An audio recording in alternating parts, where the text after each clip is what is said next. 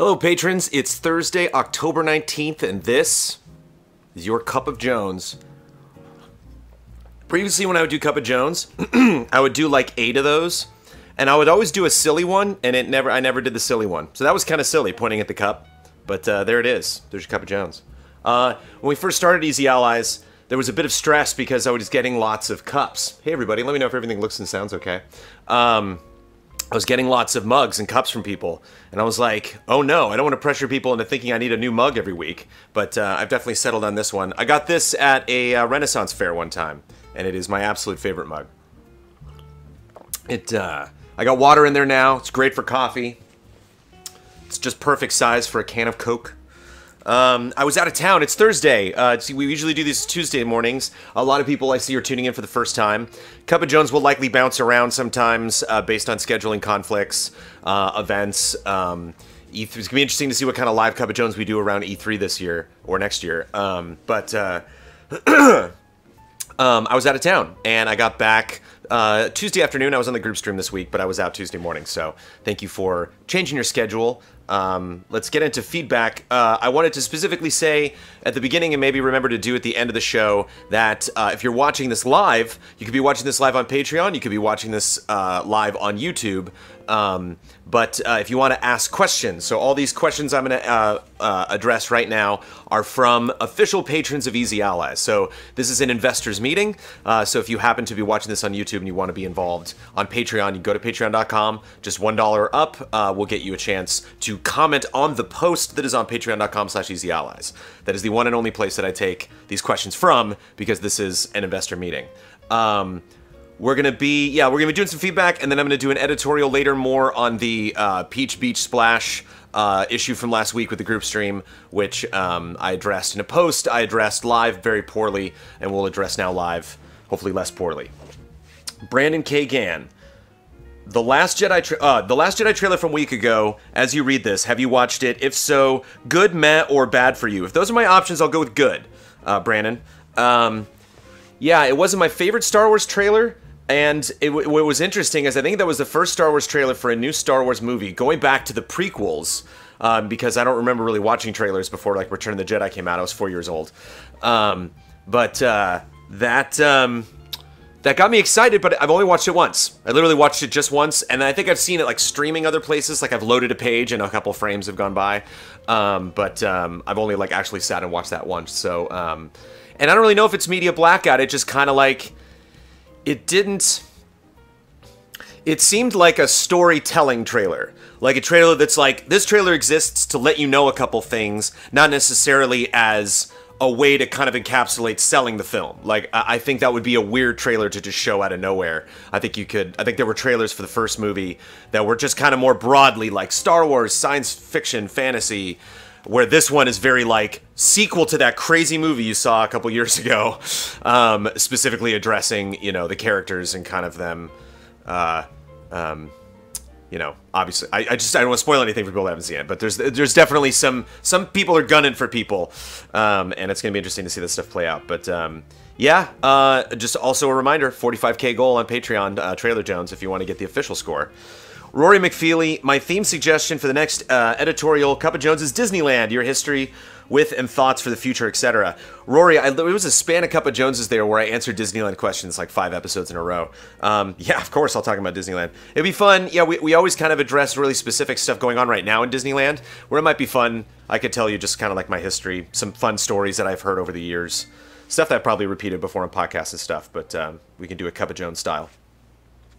Daniel asks, with the Daniel Garza Andrade, or maybe Andrade, with the recent success of the What's Good Game Gals, do you or any of the allies feel like you should gain more recognition? Of course. For example, Andrea Renee hosted the Nintendo World Championship. You still have pending your Twitter account to be verified. Burn. I think EZA should have more recognition of people in the media. Totally. That's like that's our goal right now. I think in the year and a half that Easy Allies has existed, it's been this slow evolution from holy crap, we have a lot of people supporting us financially that expect us to be game trailers. Let's try to be as game trailersy as we possibly can, mediate the frustrations in the areas where we're not, and maybe experiment and do new things. Now we've kind of hit the groove. This is, I think, as pretty as this garage is ever going to get, unless we get a really, really nice new camera or, you know, refigure lights or maybe like change the set, you know, depending on what show we're doing. But I think we've kind of peaked as far as a lot of the facilities that we have here in the garage are concerned. And so now it's less about technically making things smoother or better and more about reaching out, playing games with other people, streaming with other people, being on podcasts with other people, getting around to events. Yes, so, but I love specifically bringing up Andrea Renee, because the thing that's interesting is like it's interesting for me to look at different groups. Mega 64, I was just thinking about, speaking of Disneyland, because they just tickets went on sale for Game Days, which they do every year in November, where they go to Disneyland, and they're only going to California Adventure this year, which I thought was interesting. I wonder if that's like a logistics issue with working with Disneyland. But it's interesting to see fame and recognition associated with different people, because it's really hard to know who people should know or who don't know in relation to other people. Like, I'm way behind on YouTube celebrities, so a lot of the people that I follow are groups of people or people that I have met through a review capacity that were working at a GameSpot or IGN and then moved on, or a G4 or something and then moved on to other companies. And so there are a lot of times I'll see a billboard for a YouTube Red thing and I'm like, I don't know any of those people, but I should. And so it's interesting if you follow somebody who else you don't know.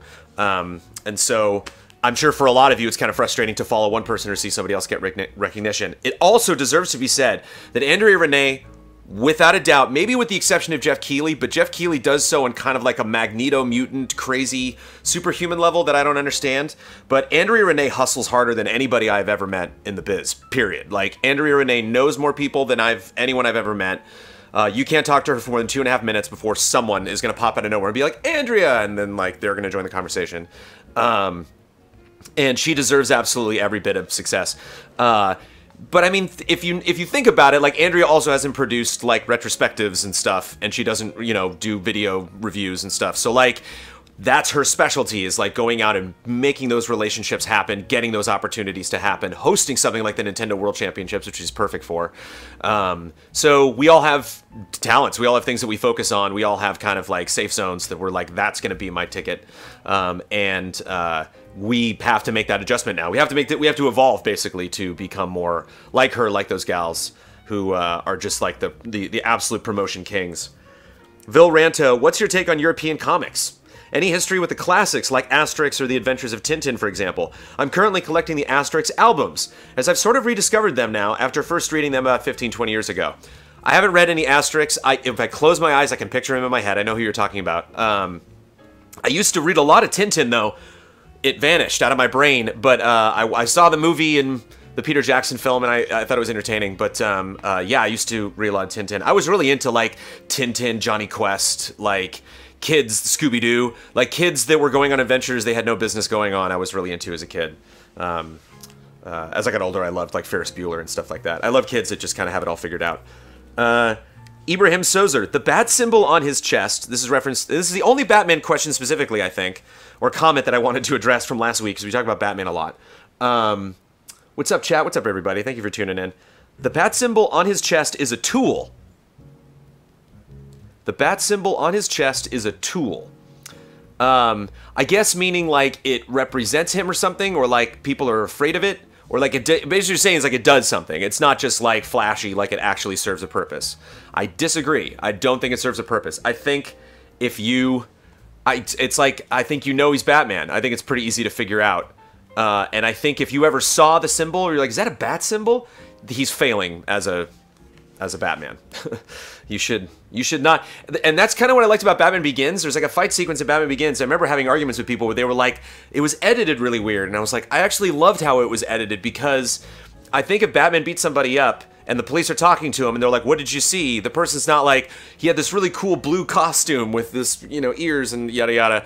And I don't think they'd go so far as to be like, it was a giant hairy beast, like they're not hallucinating. But they definitely have no idea what happened. They're like, I didn't even see him. Like, I got, or even if I did, like, two people were fighting him at once, and I, like, tried to get in there and help them, and then, like, a boot hit me in the head, and then I woke up and I'm talking to you. So, like, that's how simple it is. So, yeah, the symbol, no. I reject. Just in my personal Batman. retconning the bad symbol on the chest. Turbo Chicken Man, any thoughts on Michael Caine's classic movies? I love this. European comics and Michael Caine classics, such as Zulu, the Empress File, maybe, The Italian Job, Sleuth, and The Man Who Would Be King. I haven't seen any of those movies. So, I've seen the recent Italian Job, so I should go back and watch. Did Mark Wahlberg play Michael Caine's role, or was Michael Caine the bad guy? But I love heist movies, so some of these sound spectacular. But yeah, I'm a child of the '80s, so I grew up. I've seen a lot of that stuff. But I didn't see Citizen Kane or Birth of a Nation or any of the classic films I didn't see until I went to college. So I definitely deserve a slap on the wrist when it comes to movies I haven't seen. James Chisholm, how did the stand-up of Lightning become so significant? So we got Lightning, we get the goddess in the background. We've answered this several times, but I want to answer it now because we're doing Cup of Jones weekly now. So if you're just yeah, I'll check out Cup of Jones because he's actually doing them now. I'll explain. Because I think before when we answered it, we gave the cheesy answer, and this is Cup of Jones. You're investors. I'll give you the straight answer. She was just there. She was just I think that could be anybody. That could be Lara Croft. I mean, no offense to the Final Fantasy 13 or Lightning specifically, but honestly, that could be. I don't know if it was like Crash Bandicoot, if we would be endeared to it so much, but it just had a physical presence. It was like a ghost kind of that haunted the halls of game trailers. And so when everything went down, it was just kind of like looking around, being like, what do we actually care about? There's all this swag all over the place. What could we do without? And Lightning never did us wrong. She was always there. And so it felt nice. We're like, there's 10 of us. Wait, no, there's 11 of us. Come on, Lightning. Beaten Down Brian, do you ever feel like people are simply asking too much from you guys sometimes? All the time. Next. No, I'm just kidding. While I don't ever want to discourage people from sharing their ideas for shows, etc., and this is something I may be guilty of myself, but sometimes I feel people ask questions like, why don't you do a show like X, or why aren't you making Y? Without maybe considering the practicality, lack of a studio, and the sheer man hours that would be needed to create some of this stuff. Or do you just love getting all these idea suggestions as it shows people are engaged with and excited about Easy Allies? Both? Sometimes people ask too much, but it's not a bad thing because, as you say, without considering the practicality, lack of a studio, and the sheer man hours that would be needed to create some of this stuff, how could any of you possibly know? I mean, we communicate that weekly on Cup of Jones, but how would you know what really what everyone's schedule is? People go out of town sometimes. We're not specific, due to their privacy, and so there does have to be kind of a wall between us and the stuff that we do. The stuff that we are able to schedule. It's part of the job. So yeah, I think that's a good way actually to phrase it and I'll try to keep that in mind. Do I love getting all these suggestions, ideas, as it shows people are engaged with and excited about Easy Allies? And I would be super sad if we ever did an episode of this and I had no questions. Viewers, but just no questions. People were like, yeah, I'll just hang out, watch you talk, but I don't really want to start up interesting conversations. We've had a very interesting conversation to get to, actually, coming up, and that's a suggestion. Those people are engaged with Easy Allies. If people were upset with us last week over the group stream decision and just bailed, that would be one thing. But anybody who comes in and is like, I love you guys, I hate to do this, but I really want to... we had direct messages on Patreon, we had lots of comments on stuff. NeoGaf, obviously. Andy Zulkifli. With regards to video games reviews and that been done by the Allies, are there any occasions where some of the Allies may disagree with the review itself? Classic good question. Have you also encountered moments where, upon your voiceover for a video review, you realize that you disagree with the statements that was being made about the game, or you develop a way to tune out any options you have about the game review itself and just concentrate on doing the voiceover? The reason is I have to watch the Destiny 2 review written by Huber, and I must disagree with his score. If it was me, it should be lower, as overall I felt the game is still not a major improvement over Destiny 1. Do the other Allies share a similar sentiment to the game? I want to point out, Andy, that you did spend a lot more time with Destiny than Huber did, so keep that in mind. I'm guessing, because we got this comment last week, and you held that opinion last week. Do other Allies share similar sentiment to this game? I can't speak on them on what their opinion is of Destiny.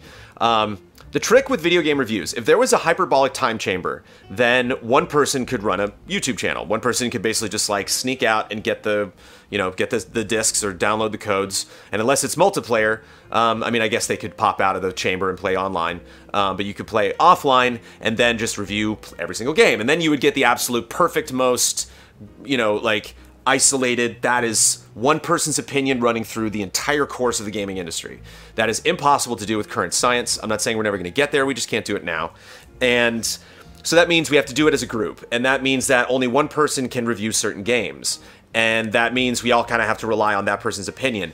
And it's up to that person whether they want to divulge how they feel about a game. You know, like I had some issues, we can get to this later, with SteamWorld Dig 2, actually. I played it over the weekend, and there were parts of the beginning that were kind of frustrating to me. And so, like, I wanted to talk to the other allies about that because, you know, Blood reviewed it. I wanted to run that by Blood and see what he thought, and Ian really liked it. And so I think when reviewers work on games, they know who to talk to. Like, they know... You know, I know who to talk to with Red Dead. I know who to talk to with Call of Duty. Like, I know who to talk to with franchises, Shadow of War, and stuff like that. Like, people that I know, like, they would be interested in.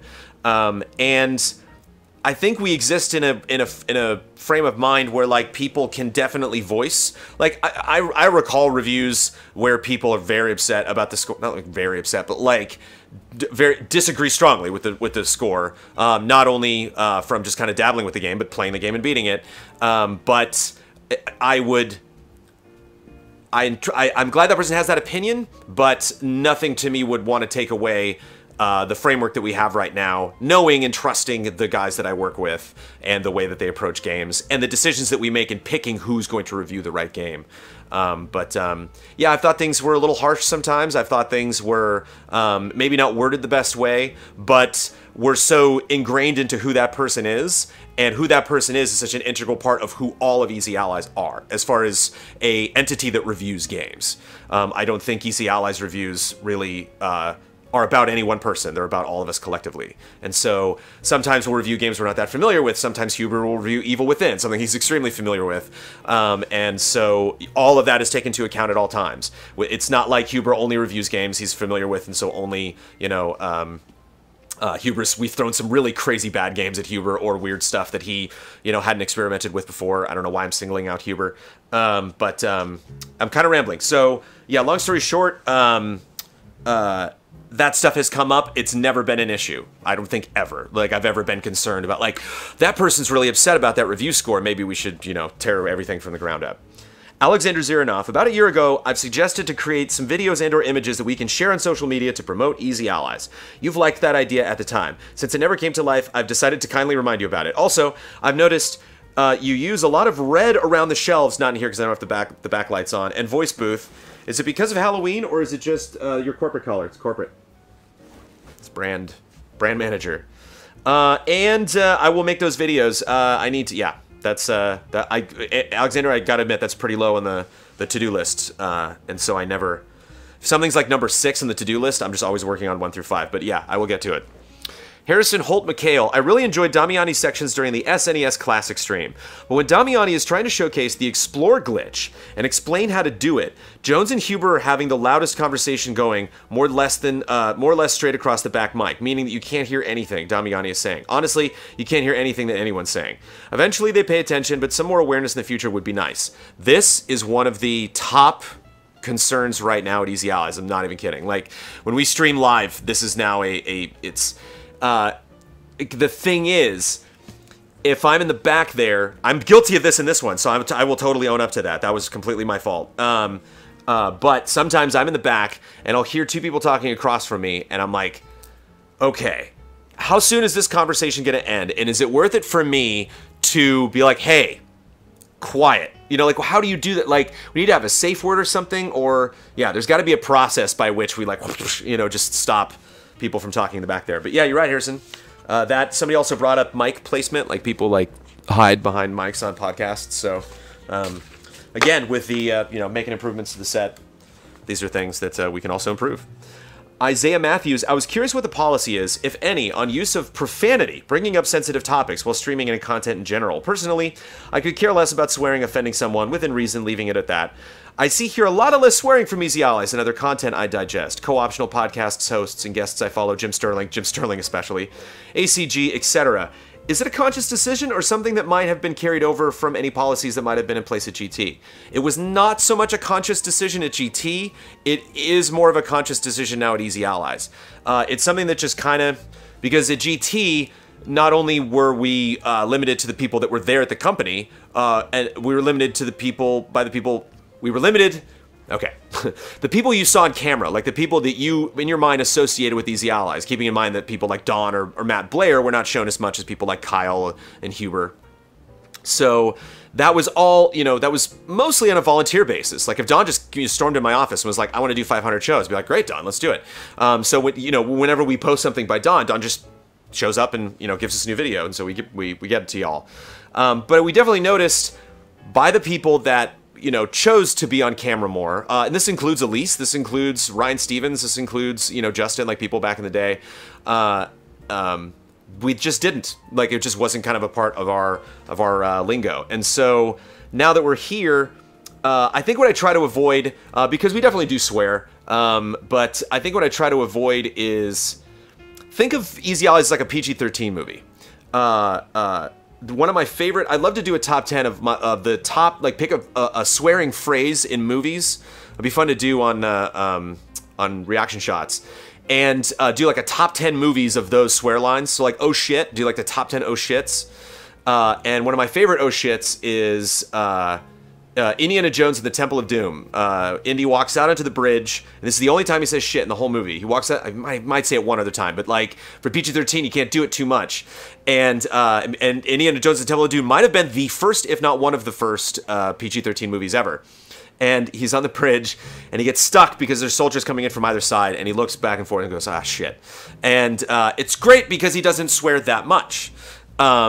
This moment's funny because I haven't said that word, throughout this stream so far.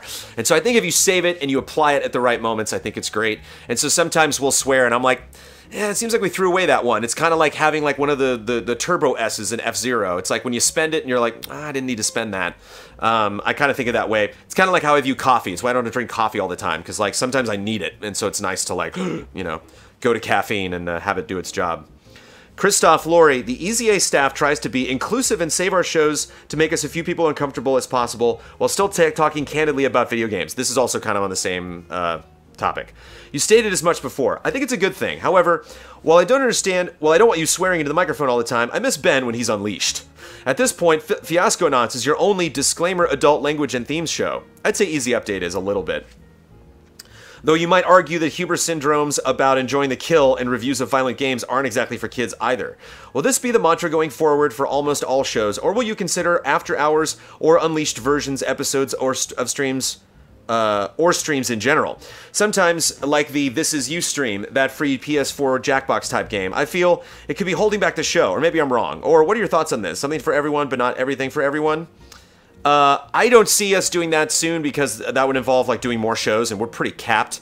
I don't necessarily want to change the nature of the stuff that we do already, back to what Isaiah was bringing up earlier. But what I definitely do want to do, and what you're going to see hopefully explode when we get in office, is working with other people. And I'm not going to police other people. I'm not going to work with, Game Attack and tell them not to drop F-bombs, or, work with Kind of Funny, or work with Funhouse, or work with anybody else and, be like, yeah, don't swear, like, whatever. Be yourself. Like, you're working with somebody else because you want to work with them. You want them to be them. So that's where you'll probably see a lot of that happen. Yeah, I'm not in a soapbox. It's just me. It's just, how I do this. Maybe it's me doing all the theater I used to do, because like, me tapping into performance skills, or, trying to overcome performance anxiety, or just working with production. I was always reading scripts and doing things that didn't involve that. So maybe it's just not how I grew up making videos. Simon DeRue, you mentioned alongside these games that they're great games that you've not put any money into, and it begs the question, why? Oh, we're talking about microtransactions. You've gotten dozens and dozens of hours of enjoyment out of Galaxy of Heroes, and you praise it for being a game that you don't need to drop cash on, yet why not support the developer if they've given you this much? Is this a personal stance out of principle? Is it something to do with the price and quality of the storefront? Something else entirely? I'm really curious. That's a good question. I have given them money, but it wasn't my money. There have been a couple of birthdays and Christmases in the past when I've had relatives or friends be like, what do you want for your birthday or Christmas? And I'm like, what I could honestly use that would bring me a lot of joy is expendable money on like iTunes. Like iTunes gift cards where I can just like get, like mobile, I'm just like, just give me like $20 and I can buy 5 potentially crappy mobile games that I would never buy before, or just dump and buy a bunch of gems in something like Hearthstone. It's like, just give me a bunch of packs in Hearthstone. Like, and it's kind of funny. It's like, what do you get the guy who has everything? And it's like, it's kind of fun sometimes to get that thing. It reminds me of, I don't know if you've seen Hot Shots with Charlie Sheen, but he gives her money after her husband dies, and she's like, with the money I got from insurance, I'll just blow this all in hats. So it's kind of fun to have that expendable cash. But I also think, and maybe this is an askew opinion, but I think, like, I play that game every day, so, like, I kind of am giving them something. Like, I created a guild. I have 47 players in there that play constantly.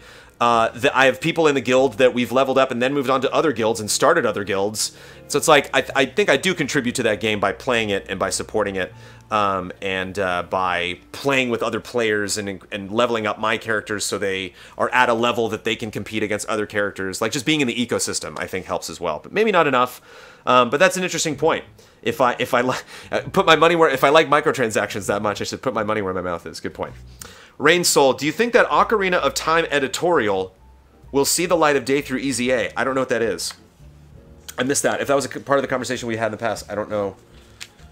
Like, just me talking about Ocarina of Time, the greatest game ever made? If we were doing top 100 games of all time, which we might do, not soon. That's number 1, for the record. Kevin Mikolitsky. Kevin Mikolitsky. We are not your bosses. We do not own you. We don't tell you what to do or not to do. We are supposed to support you via our money, so you as a group can do what you want to do. Apparently that's how it works, or at least that's what I think. I give you money every month so you can do what you want to do, not what I want you to do. There are a lot of times that the games you streamed or topics you covered on your shows that I didn't like, but I didn't demand that you stop doing it. I don't want to make it longer. I hope you get the idea. Kevin, you're a beautiful person. You are, I mean, you people that think that way, we have to factor into a plate, at least regarding certain issues. Not something we do all the time, but just kind of like reserving an area that we're like, cool, we don't have to worry about you, then we can focus on another part. But that's a blessing. I mean, that's incredible. That's akin to like Elthanis and Favachi and Mango and everybody that didn't necessarily have a brand or anything and just like sponsor the podcast for months and months and months. I mean, it's I mean, there are parts of Easy Allies that I've gotten used to because it's been my job for a while, but that I'm still not used to. That concept of just like, I give you money, you do what you want. It's like, thank you. That's incredible. Thank you, Kevin. Dylan Wiggin, could you talk about the Making of the Allies Assemble video, which you've probably all seen way too many times because I need to replace that on YouTube? Who came up with the concept? Who shot it? And how long did it take? Who edited it? What was it like making that video? Unsure if the Patreon would be a success. I think that video took 3 days, just in calendar days. I think it was a day of editing and a day of shooting. And a day of writing, sorry. Kyle Bossman wrote it. We all kind of tossed around ideas for what we were going to do. Kyle came up with the script. We might have tweaked that a little bit. I think we shot the whole thing in one day. Don obviously shot his bit himself because he was on location. He was on a case. And so he sent us that video. Oh, and Damiani shot his thing where he grabs the Wind Waker at the end. Yeah, we all shot that super quick. We all just like ran around one day and shot it, and Ian cut it. I think Ian had a little bit to say about some of his changes. I never got the official confirmation that Blood was going to get in the jacuzzi. I was like, Blood in the jacuzzi? That's great. Hopefully he'll be down to do that. And he just like showed up, you know, with a robe and was like, let's do this. I'm like, God, I love you, Blood. That's amazing.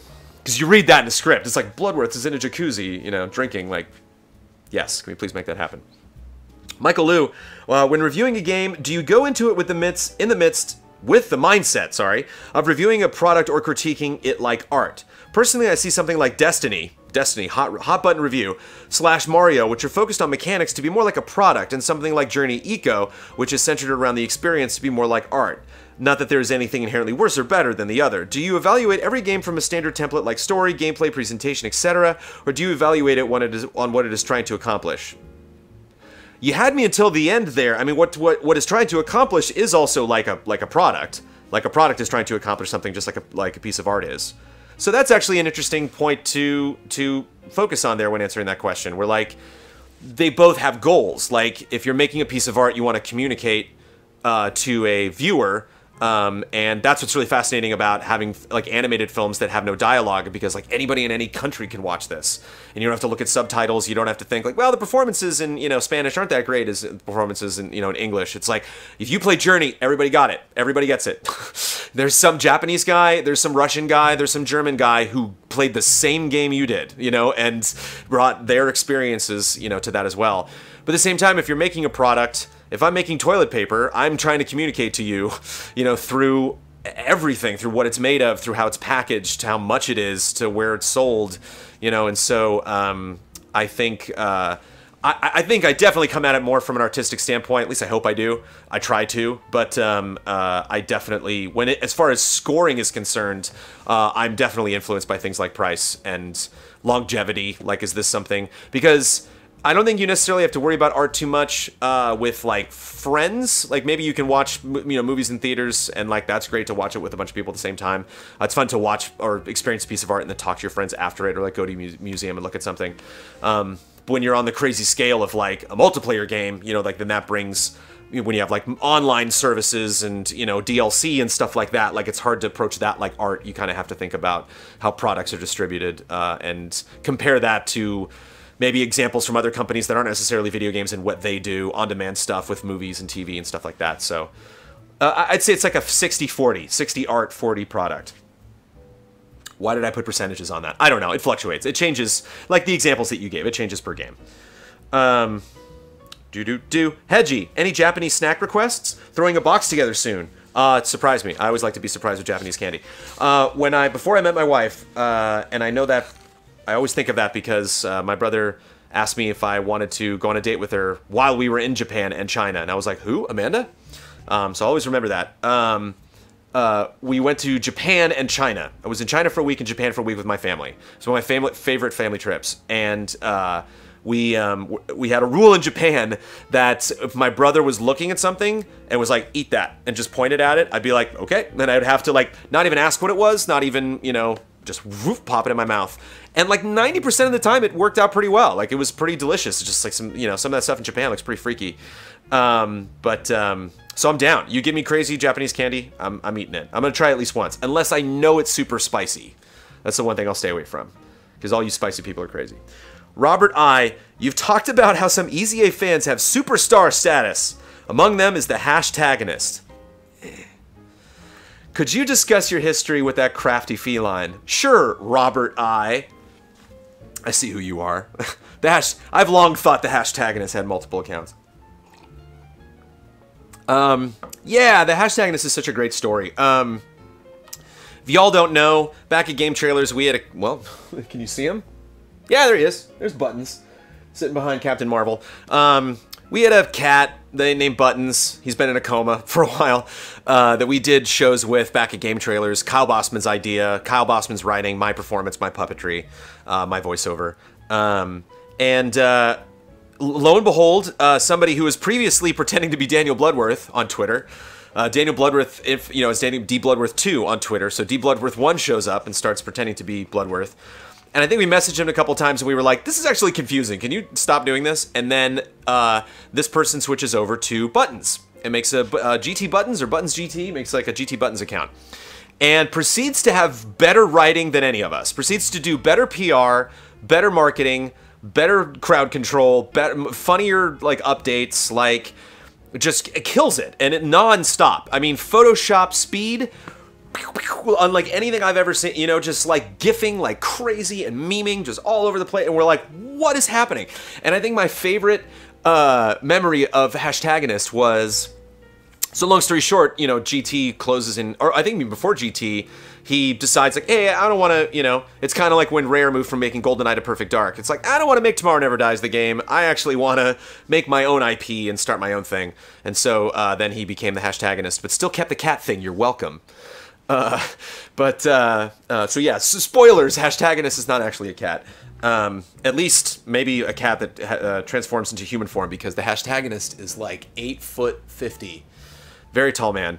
Andre Renee comes into my office one day and is like, okay, who's Buttons on Who's Buttons on Twitter? I'm like, I don't know.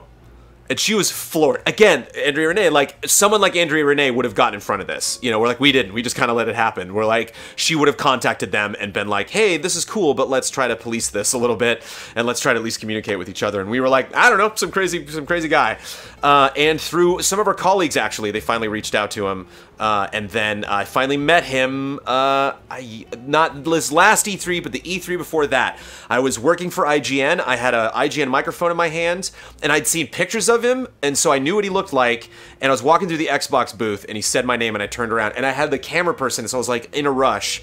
And I was like, oh my God. And I shook his hand and I smiled. And I was like, it's really good to see you. And then I took like 2 or 3 steps away and I was like, wait a minute. And I told the gamer guy to stop. And I ran back and just gave him a big hug. Because I was like, I know I don't have time to talk to you, but I just want you to know, like, it's fantastic to finally meet you.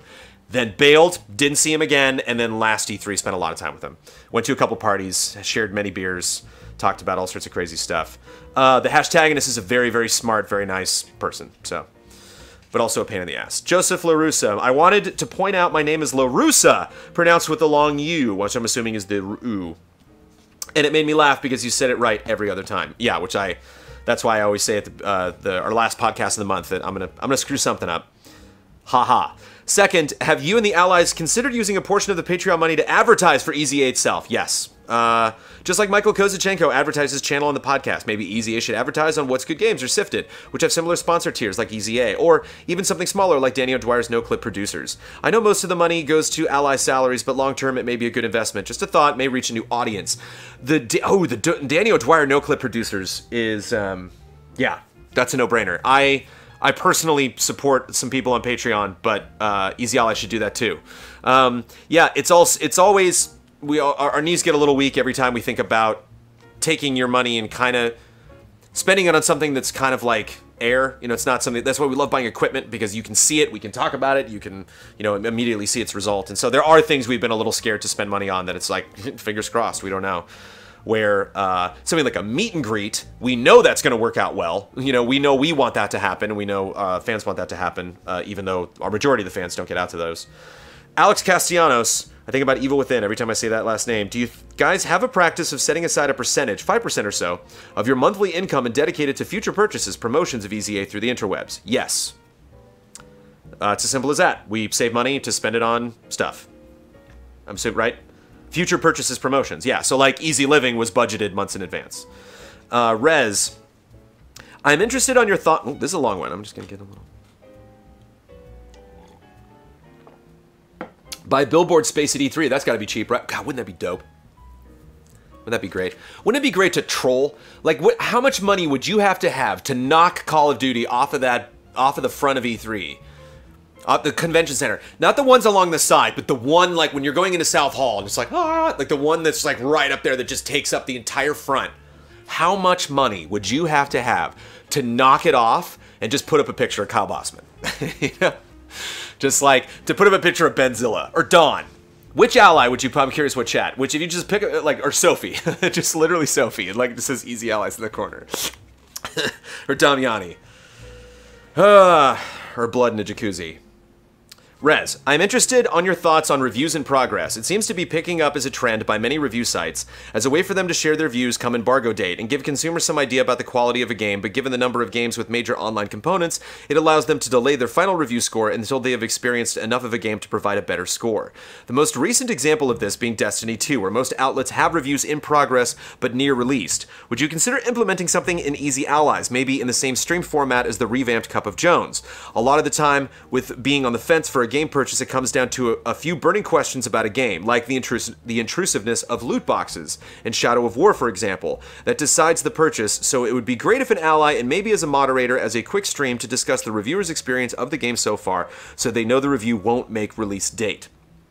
I have a quick answer to that. I have several answers to that. The first and fastest is the time it would take for that person to drive to my house, sit down, record it, and then drive back to their house is better served with them playing the game so we can get the review up.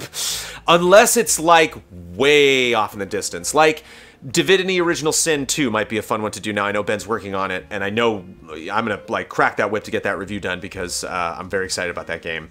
And I think that's a game that, with the close of 2017, you should have an official score from Easy Allies. But some games like that are super close, like I'm thinking like, oh yeah, we could do that before or after the group stream. And it's like, well, a lot of times recently, case in point, Evil Within 2, Huber a couple weeks back missed the group stream because he's like, I gotta finish this, I gotta play this game. And so a lot of times, yeah, that's how we focus on it. The other thing too, and I wonder if, it is nice for, to address this stuff for the consumer. That stuff does come up in podcasts. We do talk about it in Love and Respect, or we will, if you want it to be relevant and you want to, at that tier, throw questions up that we will talk about weekly on the podcast. But I think a lot of that stuff does come up, and we definitely don't want to shy away from it, and I will always answer those questions on Cup of Jones. But I think the major outlets do that because financially, their situation is different than ours. And so I think if you're an IGN, if you're a GameSpot, there is that expectation to be there that first day. And I think we have tried to communicate that it's not our burning focus to, meet that every time, considering all of the other things we want to do, all the other responsibilities that we have at Easy Allies. Reviews are just a part of stuff that we do. Granted, they're a huge part in a major initiative, and when one of us gets assigned a game, we pretty much shut off from everything else. But we don't necessarily have that pressure. And I think at Game Trailers, we did have that pressure that like, yeah, we should do something. Today's the day. It's the day. It's launch day, everybody. And now it's, we can kind of roll past it. When people get early games earlier than us, it sucks. Everyone's freaking out about Mario right now. When are we going to get Mario? But at the same time, we have to understand our limitations. But at the same time, that is something that's come up. And I think it's something less that we've discussed on the early end, where like we got to get more stuff up before we review the game. I think what we're talking about now is maybe doing more stuff just around the launch of the review, which again is tough to do because it's like when you're done with that review, like it's just you immediately try to catch up on all the stuff that you weren't doing when you were working on the review. But at the same time, it'd be nice to have other discussions, not just a frame trap type thing, but like specifically have a topic that we put up, a short format discussion around a particular topic.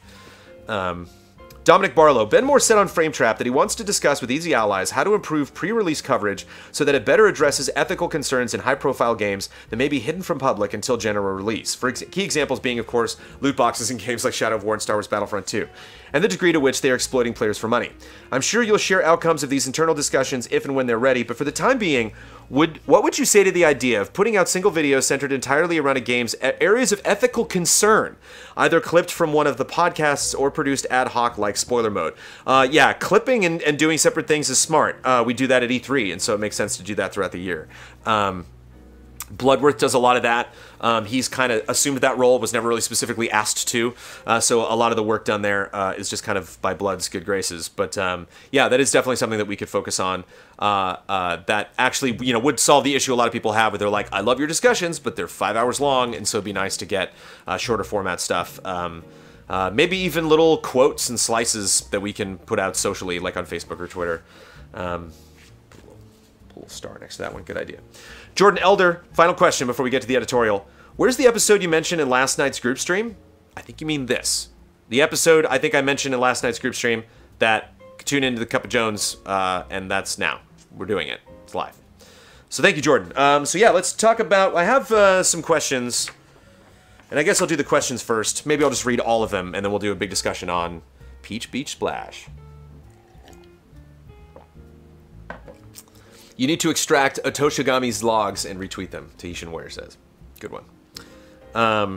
So yeah, to bring everybody up to date, last week we kicked off, for the last group stream, we kicked off the $2 on Patreon and above group stream selection committee, meaning we wanted and we want to give our patrons more of a direct focus on, give them more tools to specifically pick the games that they want us to play.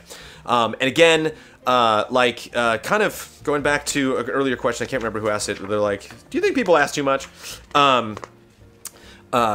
In the past, we would always take suggestions from people, and there would be some games that we thought would work out, or some games that would just be hard to get, or, all sorts of different reasons, many different types of reasons why we'd be like, that's not going to be a good game to stream on Tuesday nights. And we just kind of made our own decisions there, and Kyle would pick the 3 most relevant games from that week and put them up for vote. So what was cool is you could vote on the stuff that we played Tuesday night. And so now we want, but we had a lot of complaints from people that were like, I have a suggestion about something else that you should play, and maybe not, and this is something that's fantastic at Easy Allies, and something that I definitely want to explore, in that, what are the moments where we should be talking about the most topical thing going on right now, and what are the moments like Gundam streams where we should just get together and have a good time? And I think we had a voice that we saw growing from our community where they're like, I just want to see you having a good time on Tuesday nights. Sometimes it's a no-brainer when that game comes out. You know, like a game that everyone's been waiting for and our whole community is just freaking out about. And so a lot of times it was easy to pick those games, and other times it would be a very slow week. And I think in those slow weeks, we discovered that we were missing an opportunity to really listen to, give our audience a chance to have a voice there. So that eventually evolved into the selection committee. And so what we wanted to do was, say we're still in some instances going to have to make executive decisions on stuff that will or won't work, but overwhelmingly the push towards what is most relevant in our audience right now will be very easy for us to see, and will eventually form what poll that we put up and what games that you select.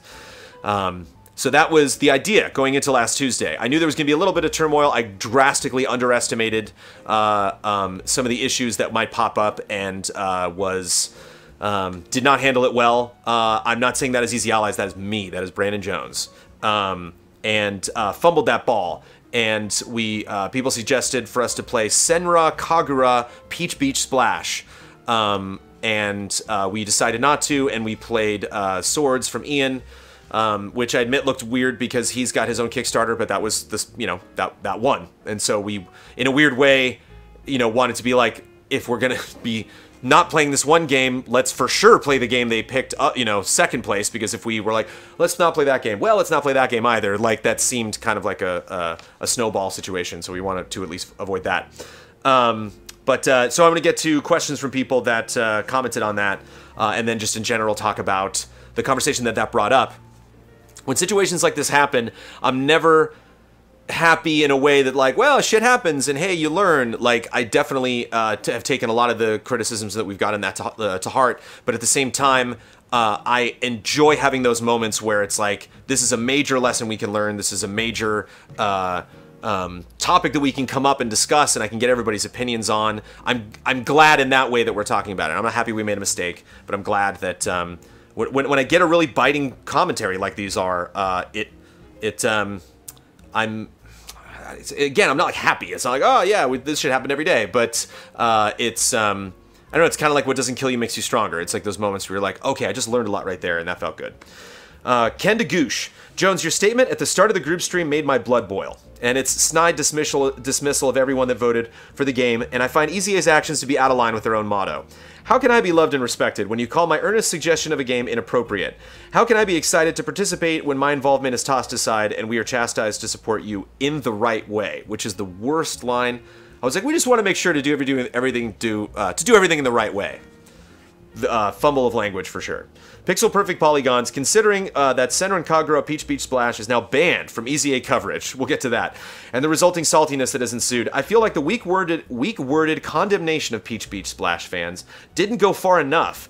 Since you are clearly not giving any airtime to Peach Beach Splash because the game is doing many things wrong, do you share a similar sentiment towards shedding yourself of EZA patrons that push for pervy games denigrating women? Or are you happy taking their money? Good questions. And finally, Sean Fairgrieve. I want to point out, I think this is the first time I've ever seen Sean Fairgrieve post a Cup of Jones question. I am also not familiar with Ken DeGoosh. Pixel Perfect Polygons, I remember. But, so these are people that don't talk a lot and really want to, and are writing very specific, really well-formulated opinions. Thank you. Sean Fairgrieve, through the act of voting with such a wide variety of games that we can all pick, there is a strong lack of focus in what you may be open to play. It is difficult for all of us to sift through the myriad of options on a week-to-week basis, yourself included. While the selection of games was limited in the past to 3 choices, those were all vetted by you guys first and were great picks, which is up for debate. A lot of people did not like those picks a lot. Would it not be better to amalgamate both ideas for the better? Perhaps making a larger list of games, 6 to 10, that might be good for a stream that week, and then allowing the community to vote would be a happy medium. Would it be possible to set that voting up as a $2 patron-only poll? Pick obscure indie games, AAA titles, and everything in between, with different genres, and then let us decide between those. If you feel this is difficult, do the top 2 of the 6 to 10 games on non-tournament nights for variety's sake. That way, the integrity of these great streams may not be compromised. Good idea. I mean, I'm not that would be Kyle Bossman is very involved in the picking of the group stream game. Obviously, all of us are involved. All of us can weigh our opinions. But we want to evolve. We're going to be starting. The post is going up very, very soon, possibly today, for the community showcase. And we're going to be doing that the first week of November. And so that's going to be an interesting situation, much like this, where we're figuring out, like, okay, we want people involved in the showcase to be happy. We want people in the group stream selection committee to be happy. And so part of that, we got to figure out what we can do on our end and what people can do on their end to make sure everybody's happy. And so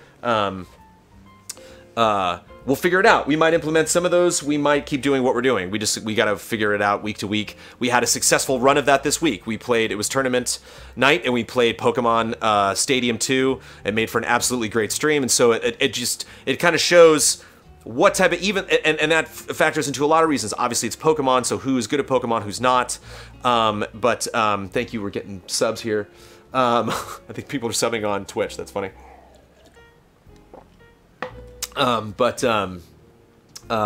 Yeah. And I think maybe I'll start there in that, like, there really are 2 different topics when you want to talk about Peach Beach Splash. That is a game where, where it is kind of a aggressive attitude towards underage women, and that's something that's there are all sorts of issues.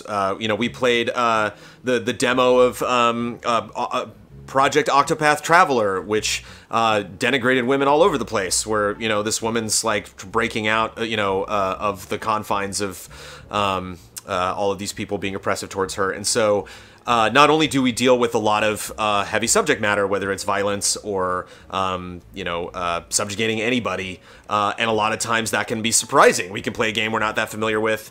We can stream a game collectively, or we can play something on our own that we have not played before. There's definitely some heavy subject matter in a lot of the Rockstar games that I love to play. I'm certain Red Dead Redemption 2 is going to have a lot of super scandalous stuff. And you bet I'm going to be doing a lot of streaming of that game. And so I think first and foremost, one of the errors that we had given this, and again, I can't apologize enough about mishandling the whole situation, so that's why I'm very enthusiastically looking at all of the things that were done wrong and being like, okay, never doing that again. How can we apply that to being smarter about what we do in the future? Yeah, the conversation about what's appropriate for a group stream night, and appropriate, again, seems like it's a play on you shouldn't be playing this game, or this game is just inappropriate, period. So I'm gonna stay away from having the conversation about what Peach Beach Splash is doing wrong ethically, because I honestly haven't played the game, and it's just kind of far outside of my radar. A lot of games that are kind of geared more to a Japanese audience are. I kind of filtered that through a lot of franchises that I'm familiar with or suggestions I get from other people. But that's not a market that I go and explore, even on a meme level. So part of the problem last week was my misinterpretation of why that game was selected. From Kyle's talking to Bloodworth and Kyle and communicating with the allies on suggestions that would come up previously in the past, from streams that we would do, that we would pick because we knew that there was a strong sentiment in our community for us to play that stuff. And also that factors into doing like big long streams, like Easy Livin', like a lot of games we played when we do extended marathon streams are based on suggestions, things we know people have talked about in the past, and so it's always kind of, I think a lot of the content that we do live is a marriage between our interests of our community and the interests of the allies. And so I thought it was a joke, and I think it might have been for some people, like, that they were just like, hey, let's get them to play Peach Beach Splash. That's where my attitude came from, and that was wrong. I'm sorry. And even though people might not think that Peach Beach Splash is like an important game for us to play. You gave us $2 and you picked it. I mean, it's that simple. And so I think if we try to like remove the subject matter from that away and really kind of compartmentalize a lot of the issues, at play here, and just kind of focus on that. You gave us money, you picked a game, we said no. And when we replied, we were kind of flippant about it. And I think there are two huge lessons that I'm learning for this. One, before that stream went up, there should have been a Patreon post that explained why. If you are investing in us for any reason, picking anything that's going to be displayed, however, whether it's in a book or a stream or a show or whatever, and we don't pick it, we should tell you why, so that next week, very in exhaustive detail. And so I don't think knowing moving forward what is going to be a good group stream or what won't, from our perspective and your perspective, I think kind of like we're picking the Hall of Greats now, we can just every now and then put something in that, and you'll be surprised, like what games don't, or just, it's not going to work, and so hopefully the next one won't be as racy or be picked for those, not work for those specific reasons, but work in some way where it's like, that's really a game focused on one person, and having a group of people in that room, case in point, when people are talking now, there's so many conversations going on. Some games lend to that. Some games, that becomes much more, I don't know if you watch the Swords stream, that never happened during Swords. Well, maybe like a couple times for like a second or two. But in Swords, we were all very focused. Whenever you play a board game, everyone's pretty focused because we're all, I don't know. It's just there's some games that capture the creative focus, that capture the focus of a room more than others. So yeah, that's one lesson, that like if this issue ever comes up again, you'll know why, and we won't really address it during the stream. We'll kind of say, hey, we made a Patreon post about it. Go check. Here's what we're streaming now. The other big lesson that I learned, and it's something that I think I've thought about before, but didn't really think about as much as I'm thinking about it now, and that is, it seems so obvious, but it's just not something that I focused on, and this kind of bit us a little bit, and that's, there's YouTube, there's Patreon, and there's Twitch. And a lot of people were frustrated with us when we started our Super Nintendo stream, and they're like, why didn't you make a promo video and put it on YouTube? Because a lot of your fans are on YouTube, and they don't know what's happening on Twitch because they're just not on Twitch all the time. And so I think there is moments in the past that have been a little awkward that we've kind of stumbled through that I want to avoid in the future, where we show up in one of these venues expecting people from that venue to understand what was going on in the other one. And we start our Twitch stream and we're like, hey, that Patreon thing, blah, blah, blah, moving on. And a lot of Twitch people were like, what has happened? Like, what were we supposed to play? And why are you condemning that game? And and so I think specifically knowing what audience to address at what time is something that maybe we just kind of lucked out doing in the past, or it has never really come up. So yeah, I think we do a lot of directing toward Patreon. We definitely do that on YouTube when we post our podcasts. We definitely do that live when we talk on Twitch. We try to get people to support us more. I think we've gotten comfortable with how that works, and I just don't think we. When I went to Twitch and talked about Patreon in that way, it was insensitive. And I understand this is frustrating for a lot of people, maybe talking about it this way, that are pissed at a game like Peach Beach Splash, that really don't like that. We deal with that all the time, no matter what the topic is, about people just like, that game, it irritates me for whatever reason. And so there are a lot of emotions that go into selecting games. There's a lot of emotions that go into... there's a lot of emotions at group stream night. There's a lot of emotions when we do Hall of Greats. I think the emotion of Easy Allies is a currency here. One of our people, I actually omitted that, but one of these people, maybe I won't specifically call them out by name, that posted, a point of frustration with this, dropped their pledge. So, Good. That's you have the right to do that, and that's definitely sending a message, and that's definitely something that we read absolutely each and every one of the messages that people give us when they bail on our Patreon, where they're like, I'm out for this reason. Sometimes we think that doesn't necessarily institute a policy change, and sometimes in this instance, it's definitely voices that I want to listen to, because it doesn't mean I want to cater to people all the time. It doesn't mean I want to try to make everybody happy all the time, because you can't. I just want to know it. I just want to be aware of it. I want to be aware of how people react to things that I say. And I was super cocky. I started that stream Tuesday night, and I was like, I got this. Let me start this, and I will just throw water on that fire and take care of it. And I threw gasoline on it instead. And it's an opportunity every time when situations like that pop up to be like, great, I will be aware of that, and I will approach that mindfully in the future. So thank you to everybody that was critical about that. Thank you to everybody that supported us. Thank you to everybody who raised a comment on it, period, whether no matter what side of the issue that you were on. Again, I'm not going to talk into specifics about Peach Beach Splash, because again, that I'm gonna probably have to play it to do that, and it's just like not, you know, not a game I want to play. But yeah, it's a. I'm trying to think how to put a cap on this. Throwing gasoline on an actual situation. Is that in my backyard, the gardening? Maybe I should wrap it up. Maybe it's going to start to get really loud in here. Because it does do that on Tuesdays, but he shows up on Thursdays. Yeah, I just...